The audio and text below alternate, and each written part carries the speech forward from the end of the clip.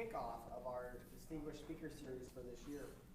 We are thrilled to have Dr. Stephen Stark from the University of South Florida. He is an associate professor and also associate chair of psychology at USF.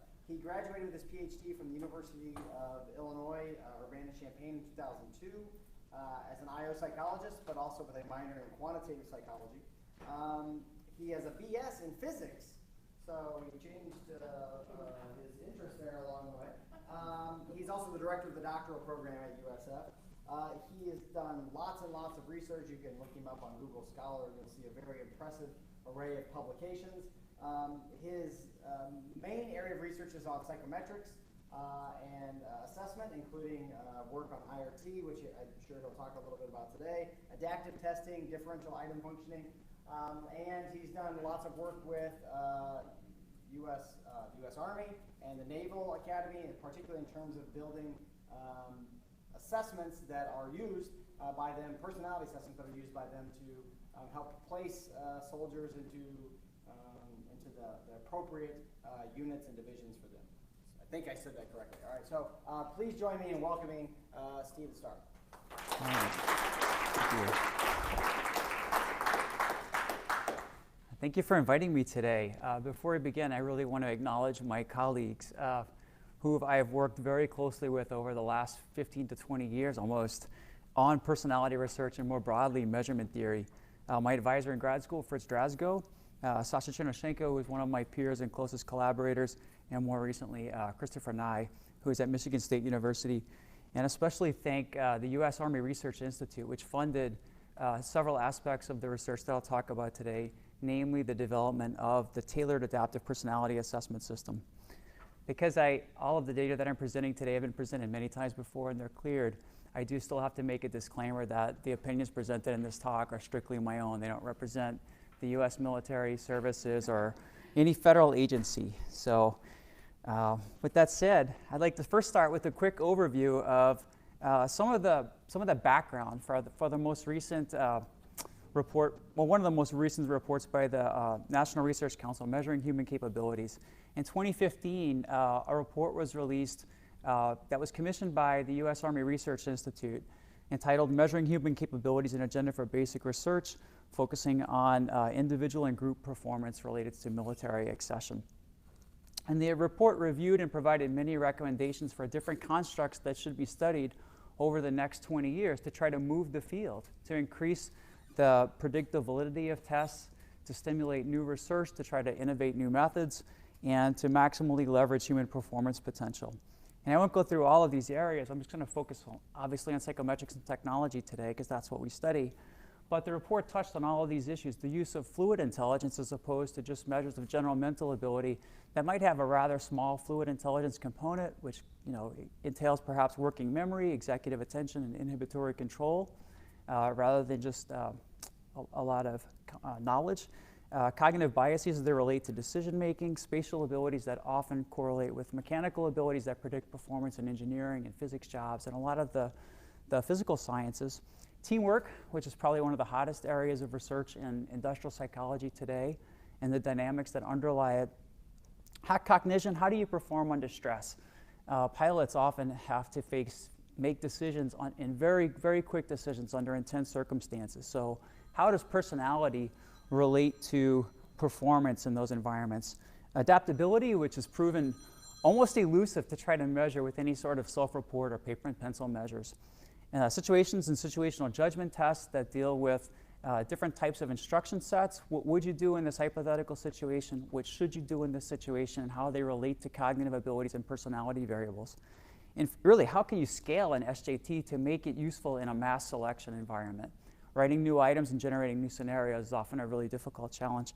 Some neuroscience measures, and in psychometrics and technology in particular, there was an emphasis on looking at the efficiency of testing. One of the biggest parts of that chapter focuses on the development of multidimensional item response theory models.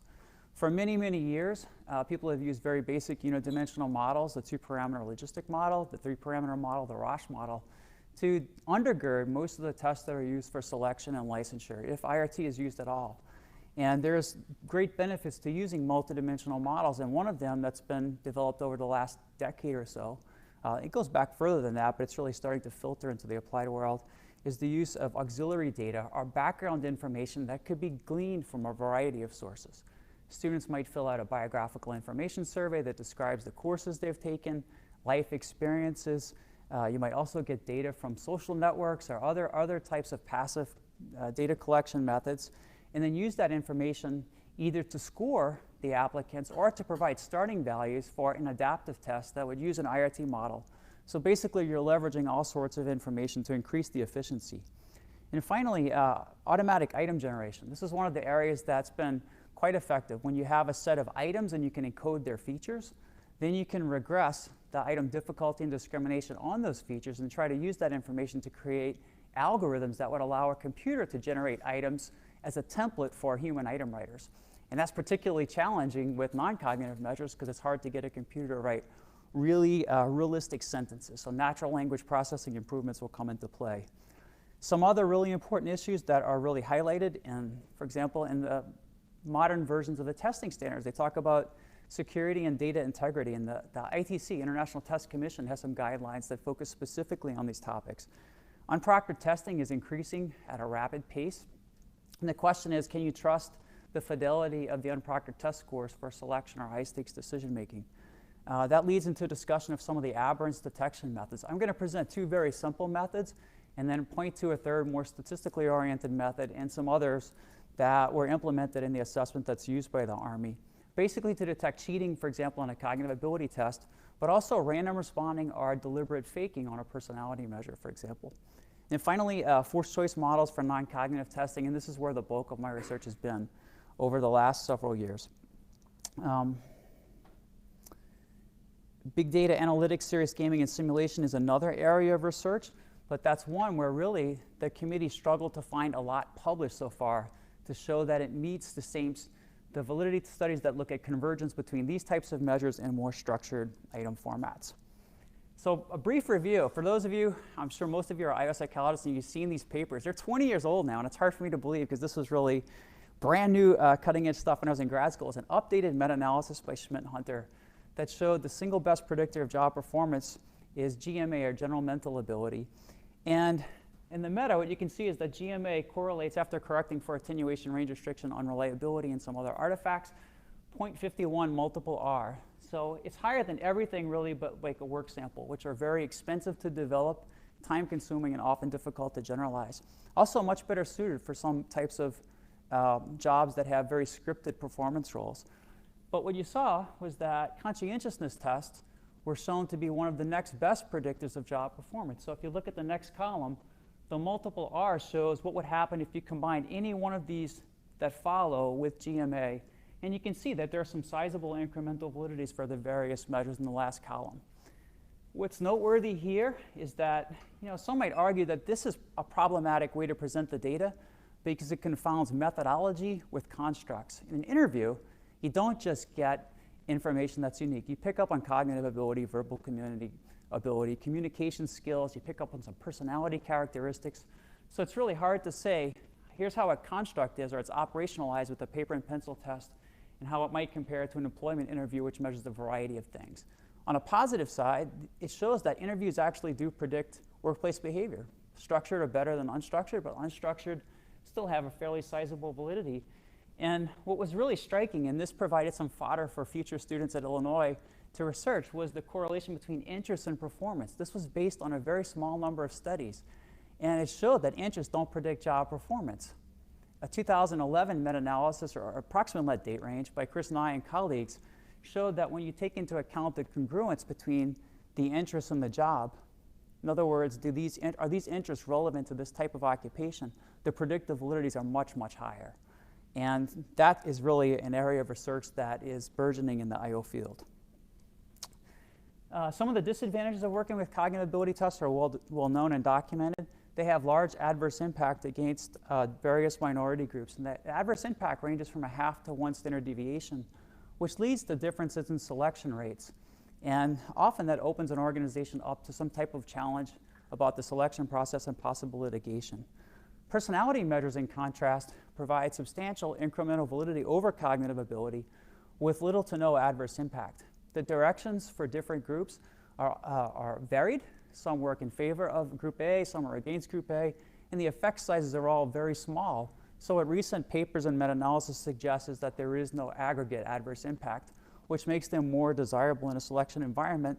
And they also predict uniquely because they touch on counterproductive work performance and citizenship behavior rather than focusing solely on task performance, which is best predicted by GMA. Here are some papers that started my research in this area back in grad school. There was a series of papers published in JAP and really Personal Psych and others that looked at what happens when you believe that people are faking on a non-cognitive measure. What happens to the factor structure? What happens to the scale score means? What happens to the intercorrelations? These were the results from meta-analysis that looked at effect sizes for directed faking studies. In a directed faking study, you might bring subjects into a lab and incentivize them to answer in a way that would give them the best possible score. Sometimes this is done with coaching, like I tell you what the test is measuring, maximize it, or sometimes I just show you a scenario that relates to what the job description requires and let you figure it out. What the combination of studies shows is that with a between subjects design, where someone is randomly assigned to either a treatment condition, where they're told to answer in the way that's as honest and accurate as possible, versus an experimental condition, where they're told to answer in a way that maximizes their score, there's a pretty sizable effect size across the various factors of the Big Five. And these are not really what I would consider the largest, unusually large numbers. In some applied settings, the numbers are much bigger. Within subjects' designs would be the case where everyone who participates in your study takes the test under both conditions. An honest condition typically followed by some sort of faking condition. And you can see that the effect sizes are substantially higher for most of the Big Five. Social desirability scales seem to function as intended. When you have the faking condition, they go up. One of the concerns that was raised in some other research by my colleagues and also by myself back in the early 2000s was that if you try to identify faking using methods designed to detect differential item functioning, the social desirability scales of several inventories show some of the largest numbers of diff items and effect sizes than the Big Five. So research on that topic that continued eventually found that trying to adjust for faking by using social desirability scores is not only not helpful in terms of improving validity, it can undermine the validity of the test because they seem to pick up some of the construct-related variants. So if you're partialing out what you think is social desirability, you might be throwing out some of the positive aspects of agreeableness or conscientiousness. Research on warnings is also sort of inconclusive, and there hasn't been a whole lot done in the last few years. Benign warnings would be the case where you tell a prospective an employee that you're recruiting, you're going to give a test to try to help us understand whether or not you're a good fit for the organization. It's in your best interest to answer the questions as honestly, as accurately as possible, because in the long run, it will help you achieve greater job satisfaction and career productivity. And so we encourage you to do your best. Best be in answering honestly. Versus, we employ methods to detect random responding and intentional faking. We use a combination of statistical methods and other devices. And if you are suspected of faking or cheating on the assessment, then you may be flagged for a retest or disqualified from the application process.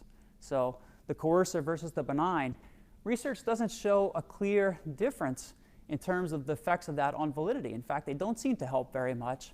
And then you have to ask yourself, how is this affecting the way the person is going to respond to the item? So they're so paranoid about getting flagged that they actually change the way they answer, and you're not getting at the truth anyway.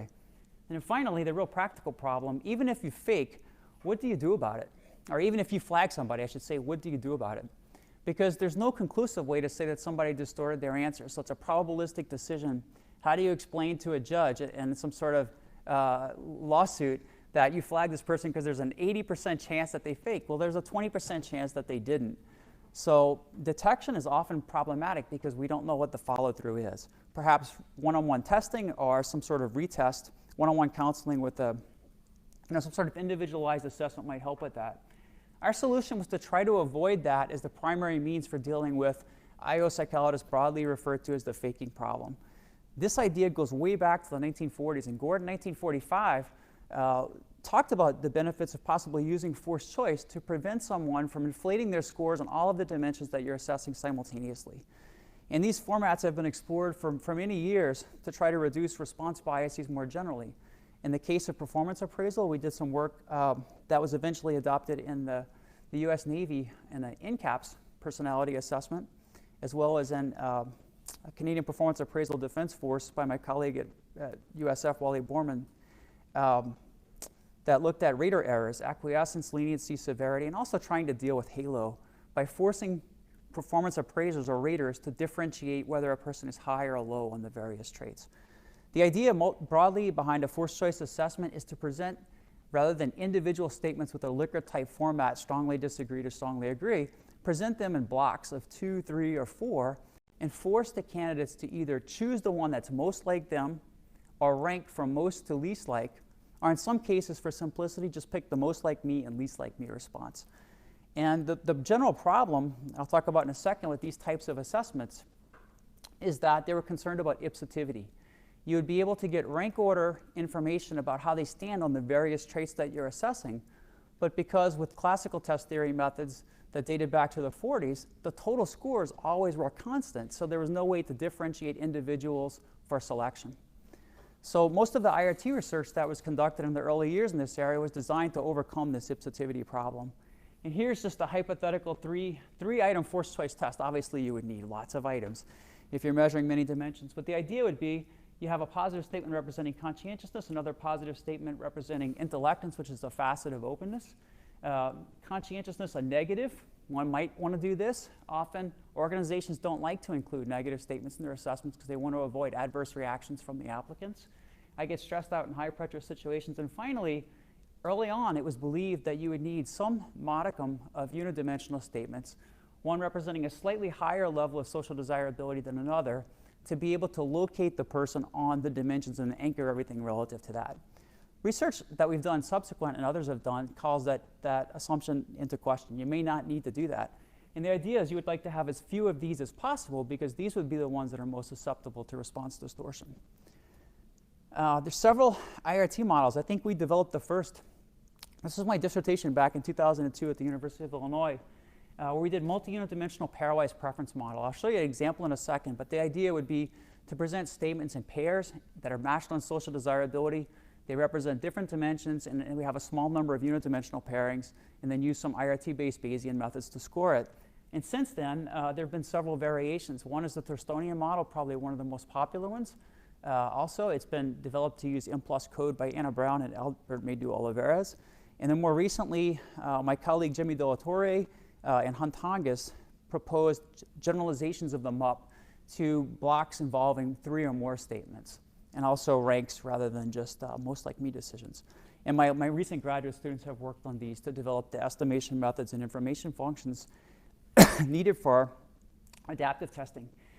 Here's a high-level equation for the model, and there's a whole lot of detail I'm not going to show it all today. But basically, in item response theory, you have theta. Theta is a latent variable. It represents your score on one of the dimensions that you're assessing. So theta could represent conscientiousness, and the next theta, theta dt, could represent extroversion, and d indicates the dimension. So we might have a test that measures 15 dimensions, but each item measures at most 2, the pairs. P of s greater than t means the probability of preferring the first statement in a pair, statement s, to the second statement in a pair, statement t, given your scores in those dimensions and the parameters that underlie the items.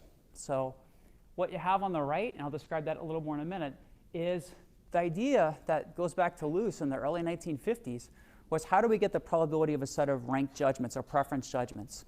And we could think of a preference as agreeing with one statement and disagreeing with the other. So if 1 represents agreement and 0 represents disagreement, then the probability of that joint outcome can be written as that over the total possibilities. Agree with S, disagree with T, and plus agree with T and disagree with S. We know back going to statistics, if we assume that they're independently, joint probability into a series of single probabilities, and then we need an IRT model to calculate those single statement probabilities. We had done a long list of research in the early late 1990s, early 2000s, looking at various IRT models that would apply.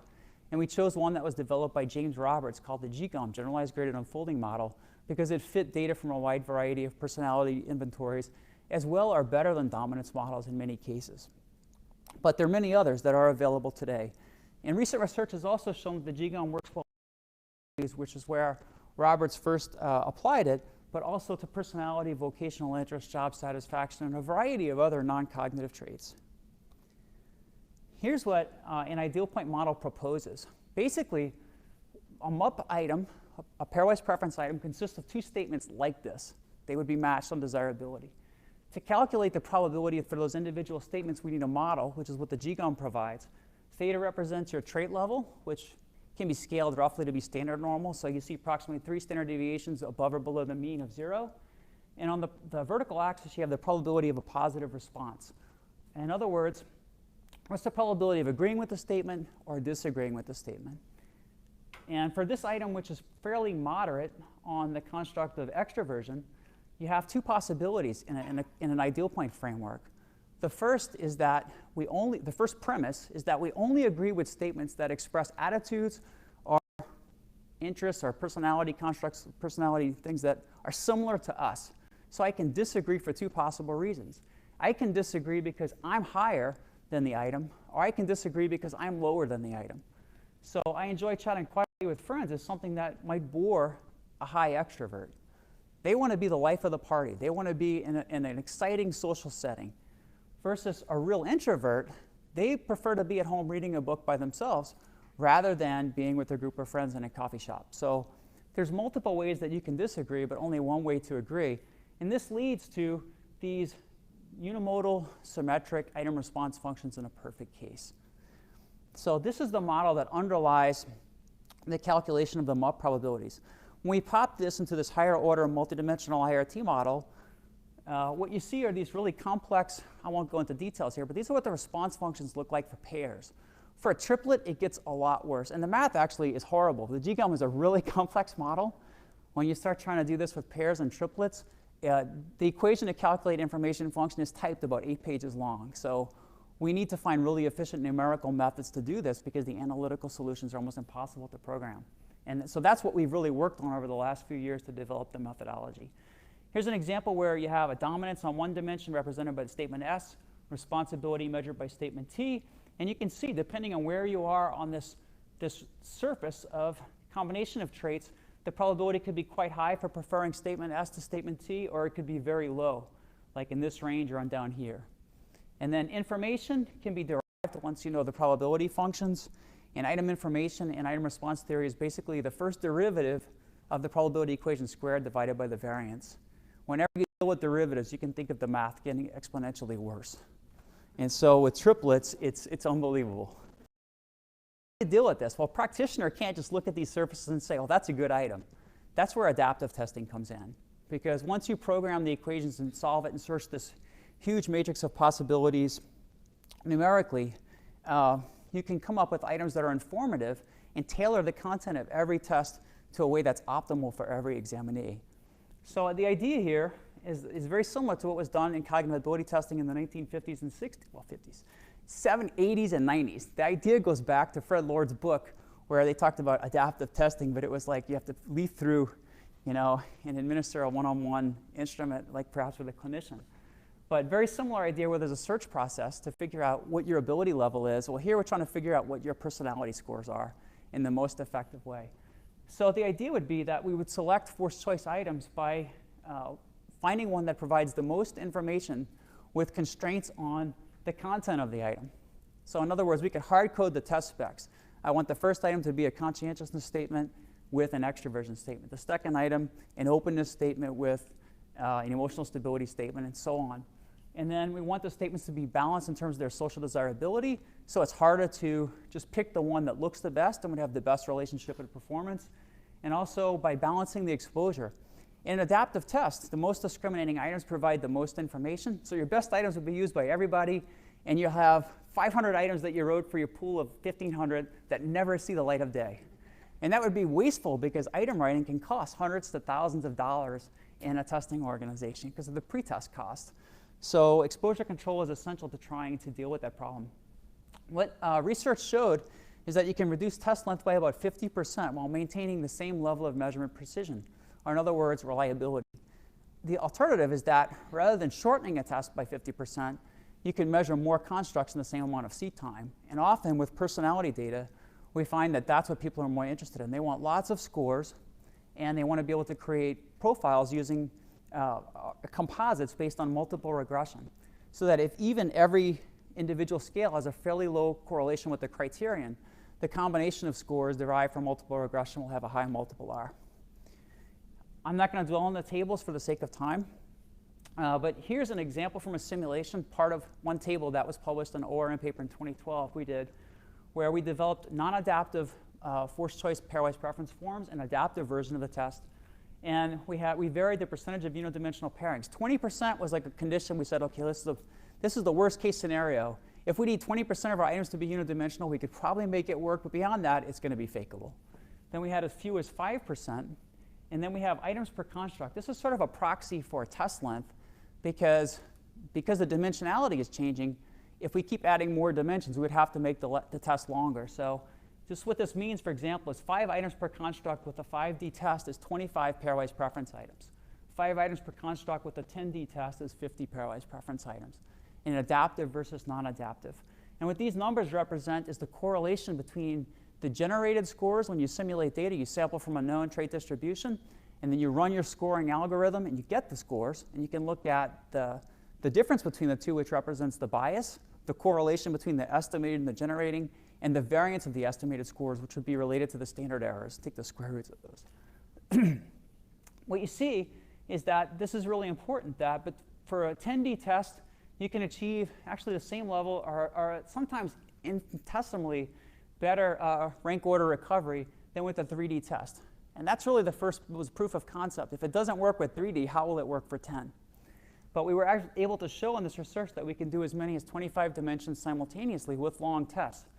The second thing that you notice is that the numbers are not very different when you go from the percentages. So if you look within the blocks of 3, the same pattern for the first 3 blocks, the first 3 rows, the second 3 rows, and the third 3 rows. So there's really no effect for the percentage of unidimensional pairings. And that's something that others have verified over the years.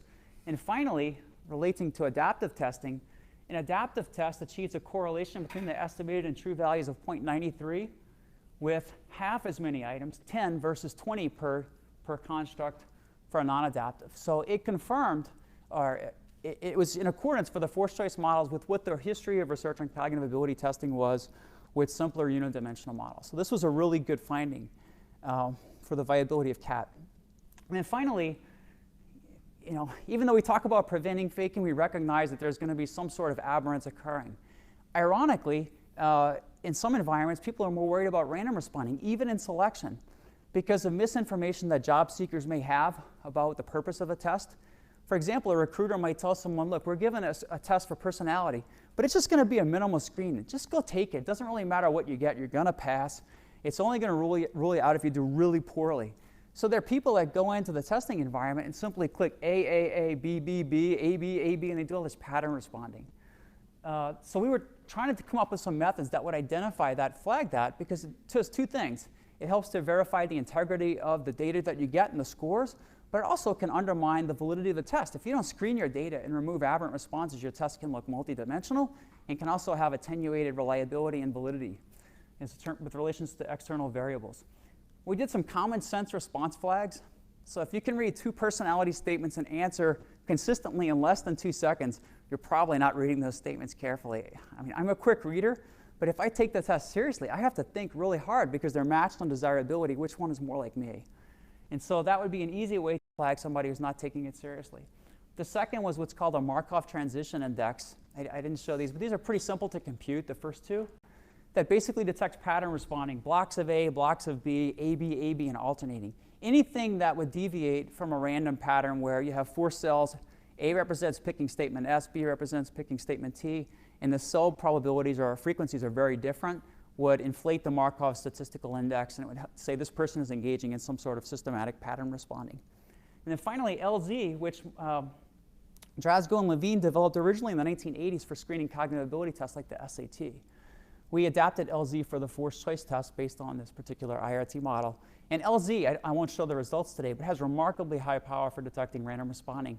With static tests, which are the same, are fixed form tests, everybody takes the same items, and the power is still about in the 0.7 range with a false positive rate of 0.05 or 5% for adaptive tests, which usually are quite problematic.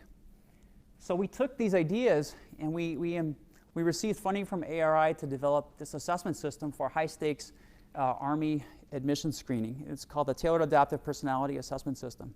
Sort of redundant, except that tailored refers to the user can customize the traits that they want to select. So we have a taxonomy I'll show you in a minute that started off with 21 narrow factors of personality rooted in the Big Five, plus some Army-specific and military-specific dimensions that really were sort of like compound traits or permutations of some of the Big Five facets. And then we had added some 6 additional traits later at their request. We wrote a very large pool of statements, about 50 to 60 statements per each of these 27 dimensions, calibrated them with the GGOM model, and then we assemble adaptive tests on the fly by putting in the content constraints and letting the algorithm search for the items that are optimal for every examinees. And since then, they've used a variety of non-adaptive and adaptive forms for both personnel screening and classification research. Here's a quick look at the TAPAS trait taxonomy, and it's expanded since. So I'm just focusing on ones from a few years ago. You can see the Big Five. These were some work that we did with Brent Roberts back in 2005 and published in PSYCH, Personnel Psychology, looking at the lower order facet structure of conscientiousness. And then we tried to flesh that out for the other Big Five constructs.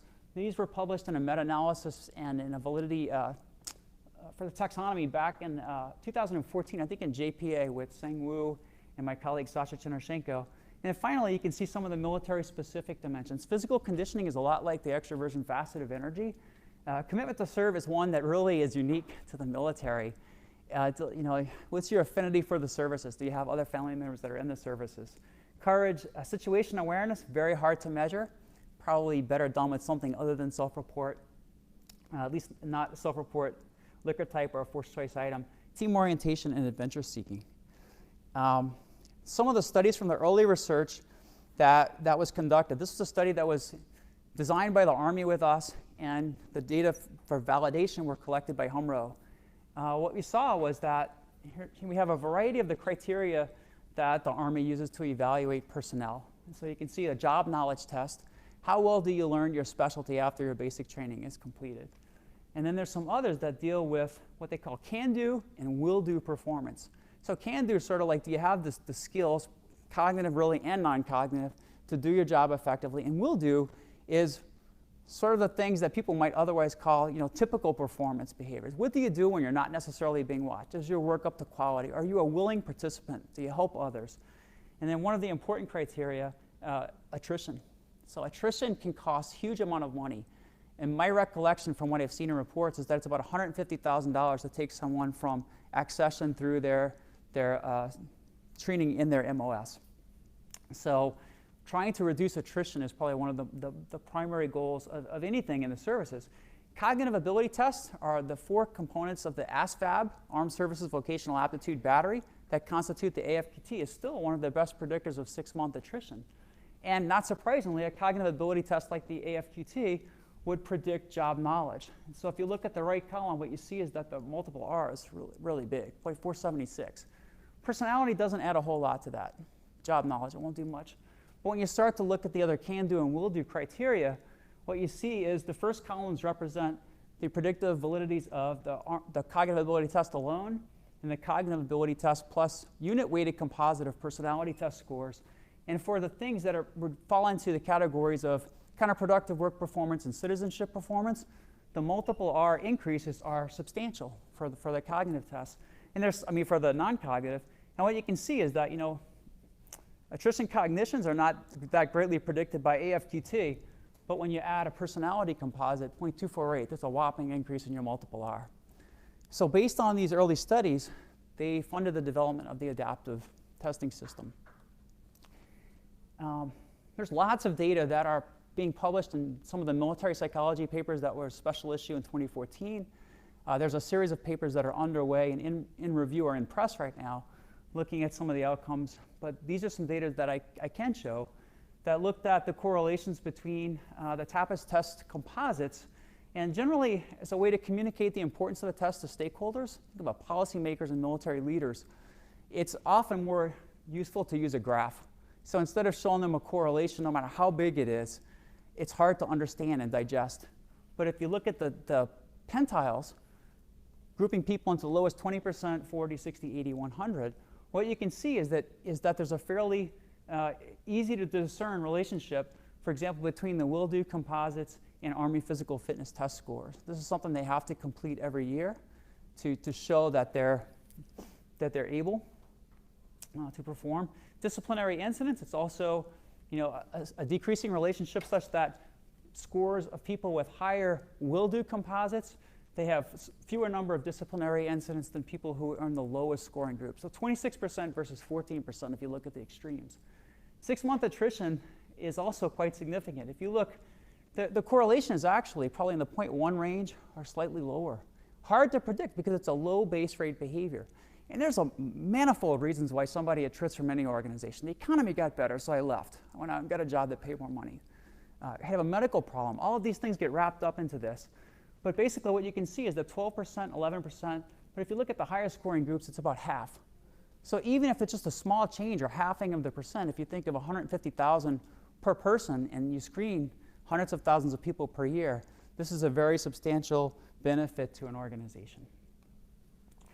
In terms of effect sizes, so one of the concerns obviously is, will the scores show substantial inflation when you go from a research setting to what would be an operational decision-making environment?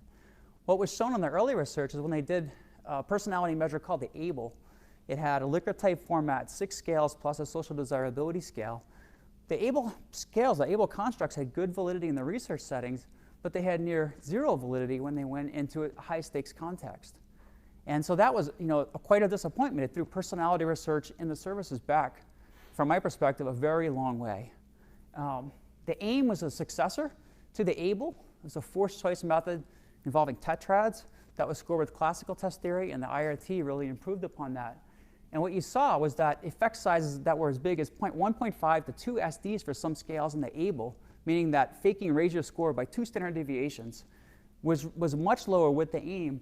And with the IRT-based assessment constructed this way, these are the effect sizes in the last column. So this is sort of like an ongoing natural research experiment where you have the Army personnel, and this is quite old data now, but 90,000 had taken it at that time under instructions that the test counts, essentially conveying that message. In the Air Force, it was clear that they were taking it for research only.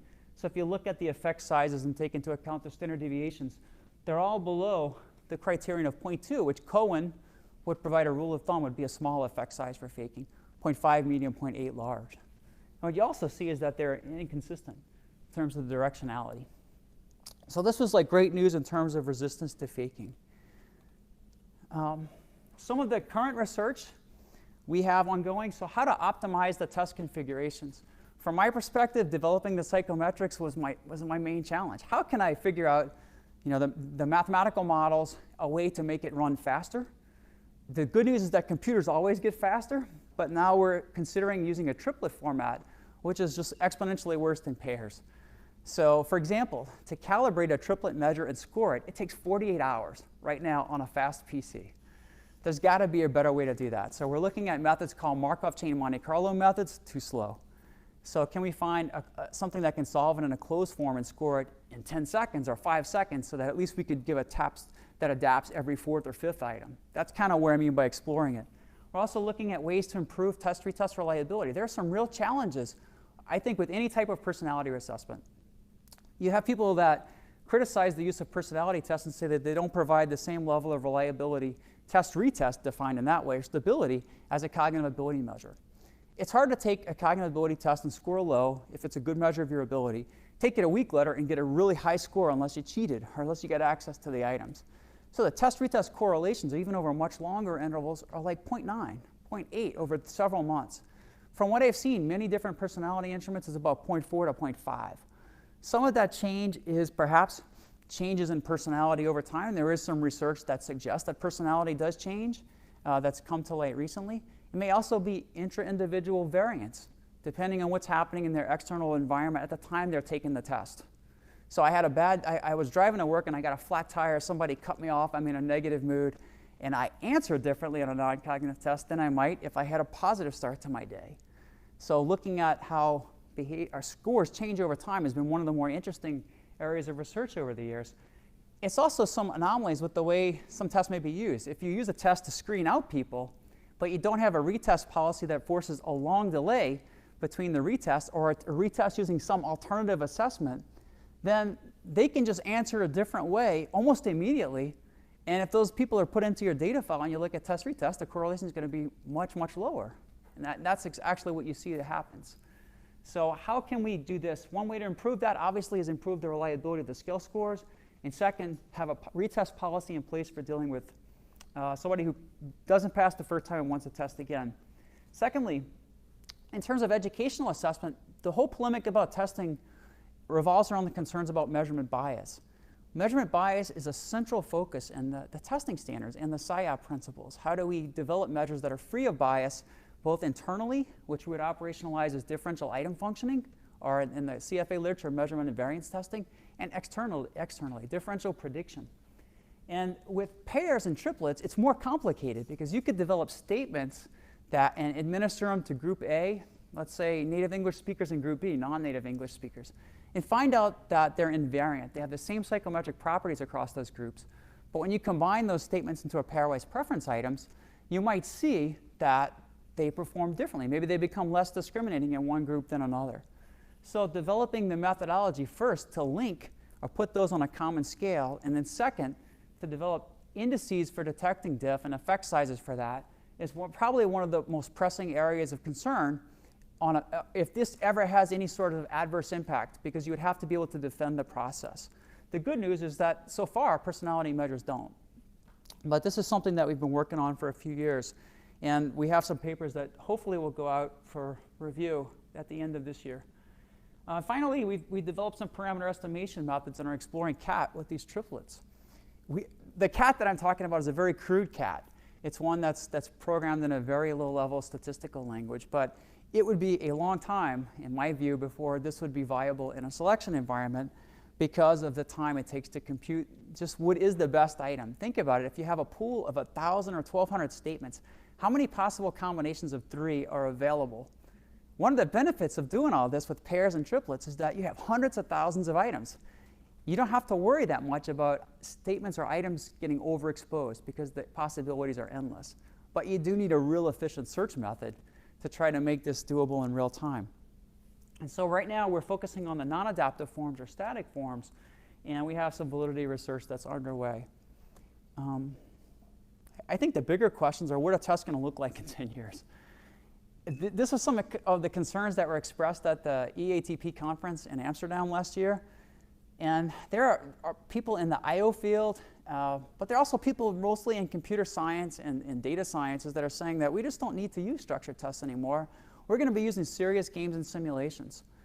There's a real emphasis on using more serious games and simulations to measure performance because applicants and examinees generally like them. They feel like they're more engaging. But what happens when you start to do this? Current psychometric models, like a 3-parameter model or a Ross model or a forced choice model that I developed, may not apply because you're dealing with instruments that are multidimensional, measuring many constructs at once. They change dynamically. If I do this, the simulation reacts to me, and then it changes the task.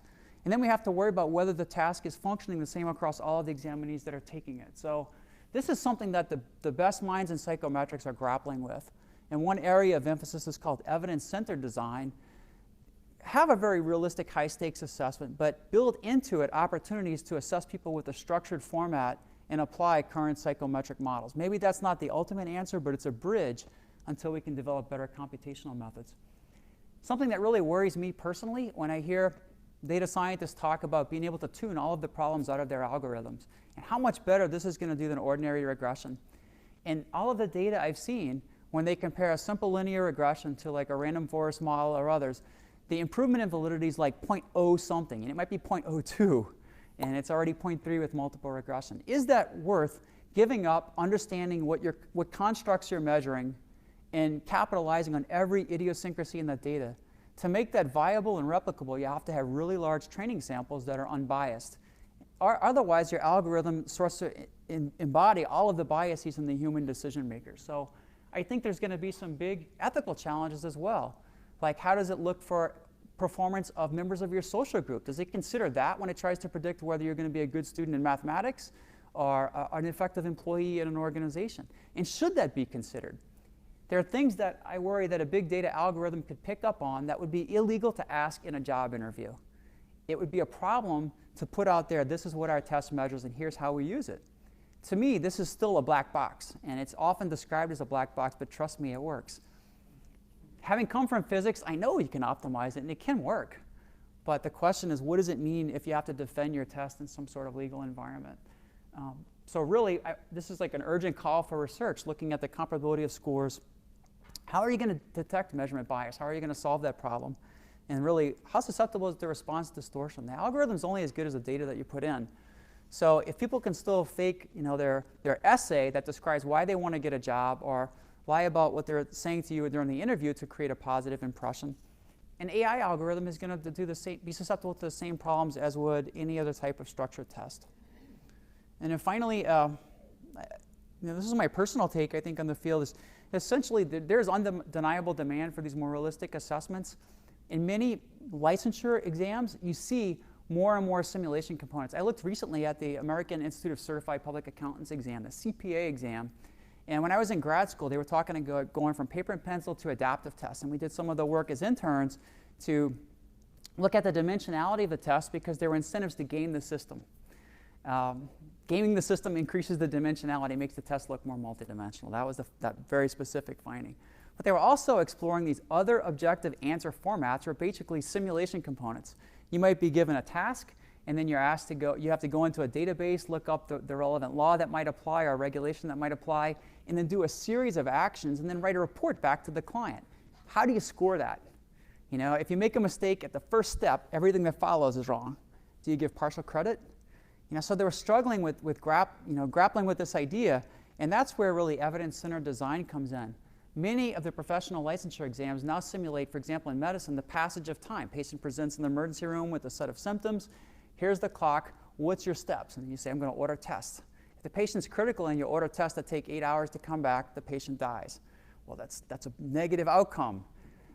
So it's very compelling. In pilot training, you have to perform under emergency scenarios using joysticks and rudders, and your plane may crash. And in real simulators, some of my friends who are pilots tell you if you crash the simulator, you get hurt.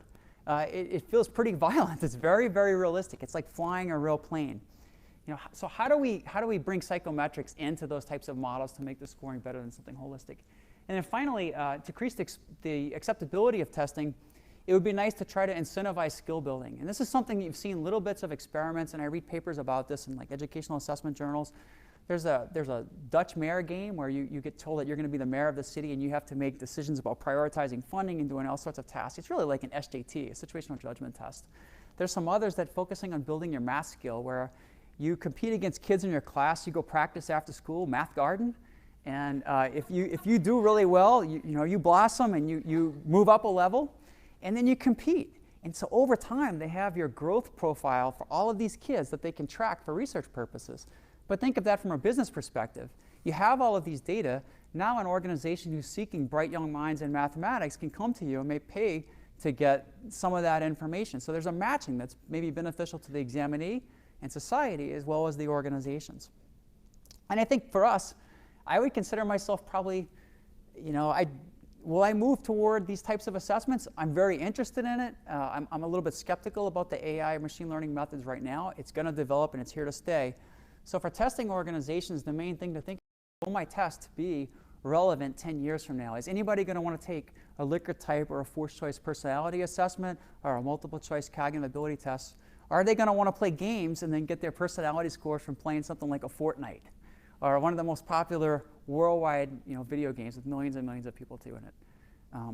I think that's my closing thought, and I'm happy to answer questions. Thank you.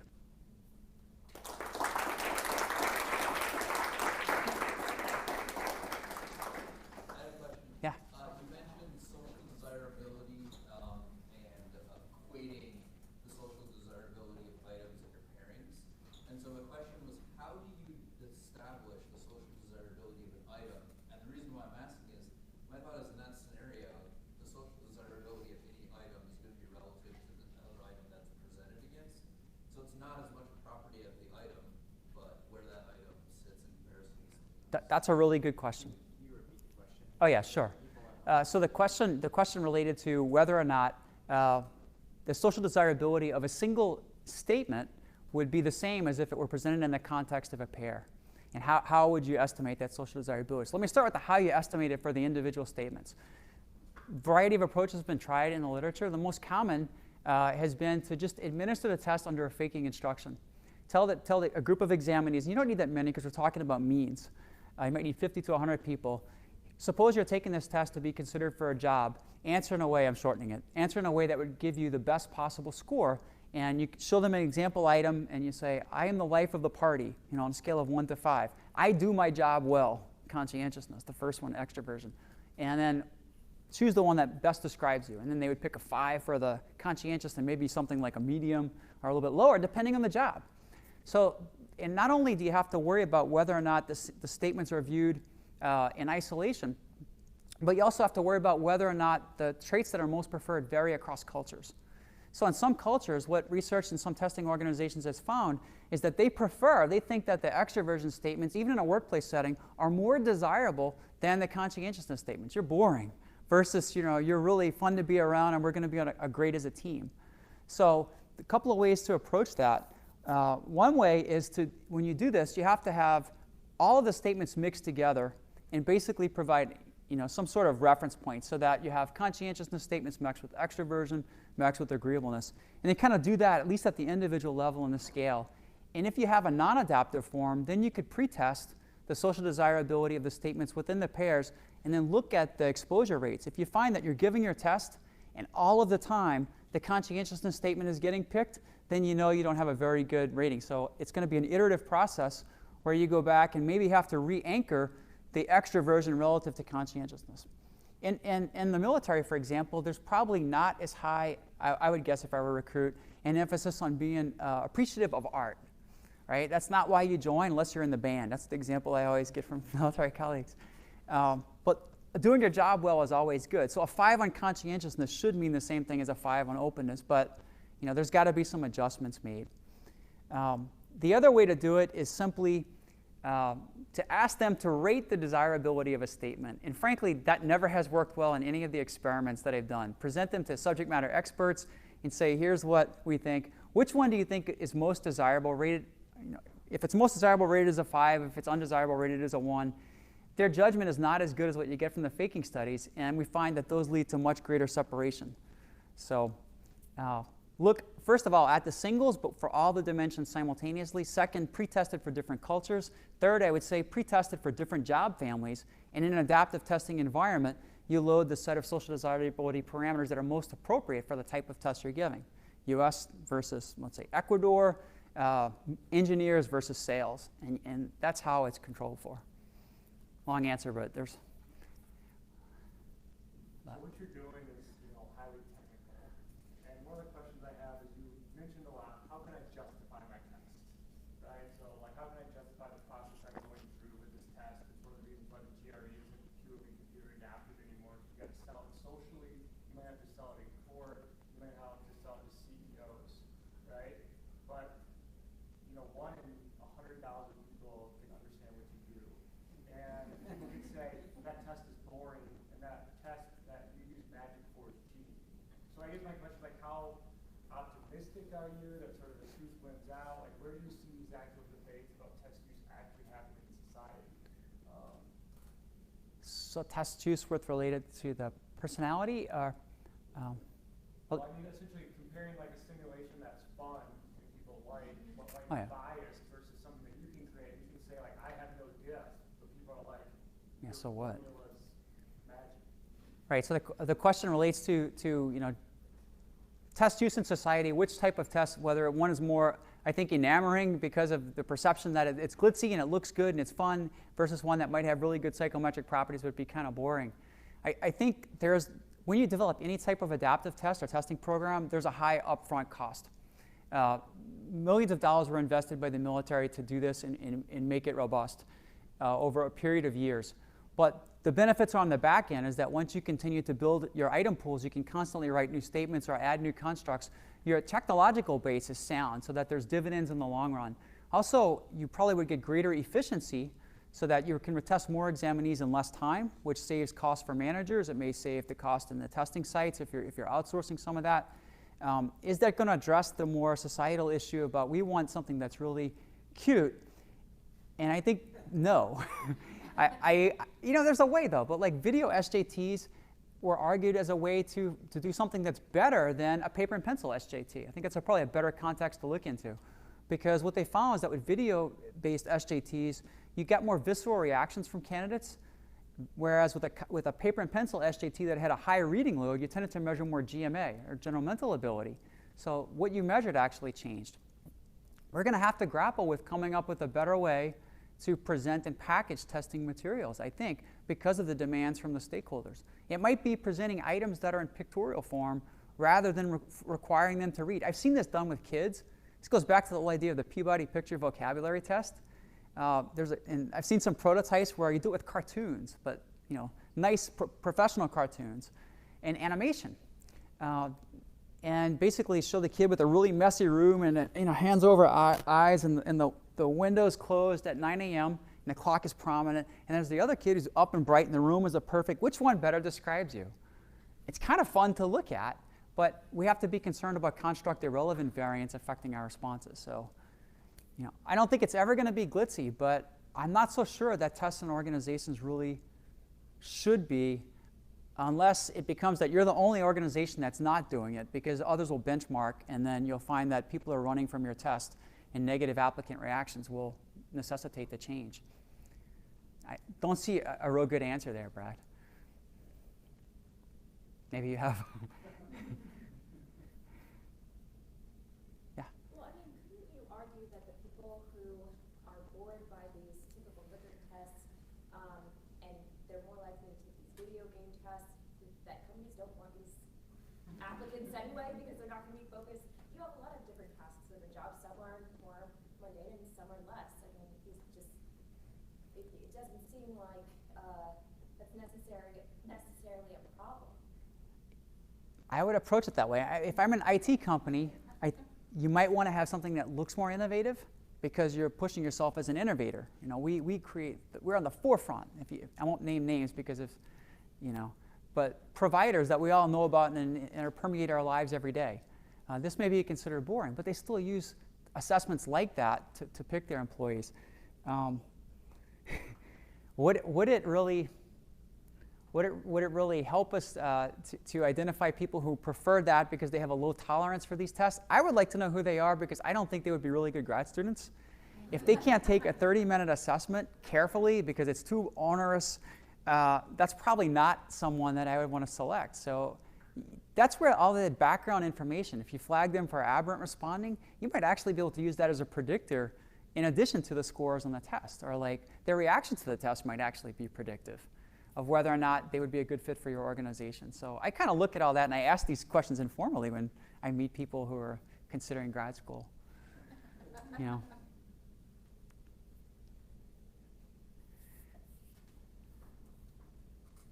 All right, we will stop there.